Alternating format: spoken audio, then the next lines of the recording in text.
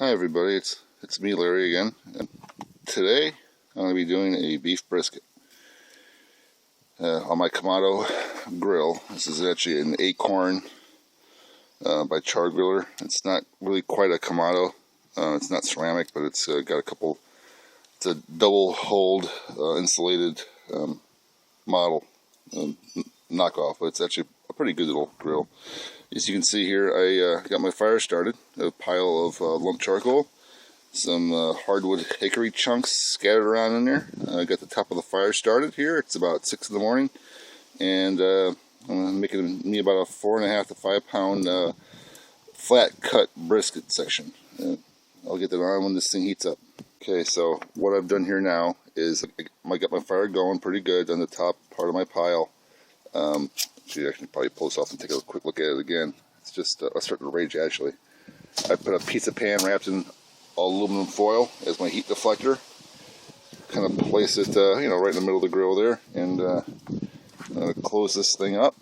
Adjust some of the vents to get the temperature range that I'm looking to reach, about 225 degrees today. So I kind of adjust the vents. Start off at about 1.5 here. Start off about, I don't know, maybe 2 up here. And I'm going to put a probe in there eventually, pretty soon when I turn this thing off and get an accurate reading, because these little dial thermometers were just not good at all for that. Alright, it's been about an hour, just a little under. We got this digital barbecue thermometer with a probe inside. It's got the air temperature inside the grill. It's at about 225, and you can see here I have the vents pretty well cracked down to almost nothing on top and bottom. If I come down to the bottom, you see it's pretty much, there's hardly any air getting in here. That's because I wanted to choke the airflow, the oxygen to the fire. I got a big pile of fire in there, but I don't want it all to go off at once and cook at 800 degrees. So you choke the oxygen into the thing, and it'll just smolder and burn and cook right around 225, 226, whatever now. So I have behind me, I'm ready to throw on my flat cut of my flat. It's only part of a full brisket. It's actually it's called the flat section because it's flat. You can see it's very thin. Got a lot of fat on top. I got a spice rub on it of my own making here, and I'm gonna throw this on. Alright, here's the brisket on top the smoker. Got my little temp probe there going back to my barbecue thermometer. I have the meat on, the little deflector shield wrapped in foil, and I'm going to close the lid for the rest of the day. I might as well latch it up too. It'll help keep the seal going, and just let it go and get it back up to about 225, and let it go all day. For me, it's about 11:30 in the morning. This food's been on since 7, so it's 8, 9, 10, 11, about 4.5 hours. I had to wrap it in foil. Let me show you that really quick. See, I had stuffed the brisket in foil. And you do this because these smaller flat cuts that you can get from the grocery store, they don't have a lot of fat on them, and they're pretty thin, and they're prone to drying out.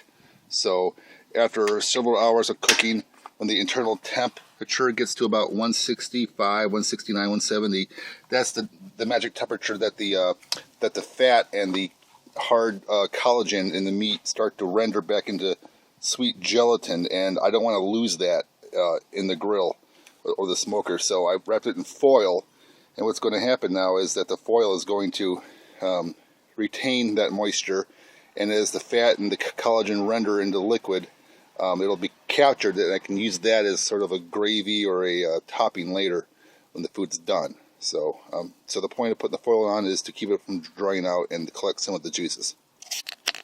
I'm back. It's about 1 o'clock or 1:30 in the afternoon. It's been on for, since about 7 o'clock this morning, so you can do the math here. It's at internal temperature 190 already. It's 196. Actually, it cooled down a lot because it just rained here briefly, but if I open this up again, It's all wrapped in foil there. I actually just put some potatoes on actually to cook for a couple more hours. But I'm going to pull this off, and I'm going to put it in a cooler right here to the left. And I'm going to put it in the cooler, and I'm going to let it sit there for a couple hours until the party starts. Now I just put it in the cooler. Had a spill down here. Some of the juices came out. This is going to have a lot of nice, good, sweet gelatin in this thing. So close it up, for an hour or two until people start showing up, and then I'll slice it up and we'll serve it. All right, about 2 o'clock. I'm taking the brisket out of the foil, out of the cooler, and I drip the drippings into the pan here. So you can see in the light here. That's all gravy there. That's all gelatin and some fat. That's going to be put on back on top of the brisket after I cut it. And now here's the brisket. I just sliced it up. You can see a pretty good layer of fat on some of these. It's pretty tender, still a lot of fat on top, but it's part of the challenge. There's a lot of juice drippings in there. You can kind of see the juice drippings at the bottom here.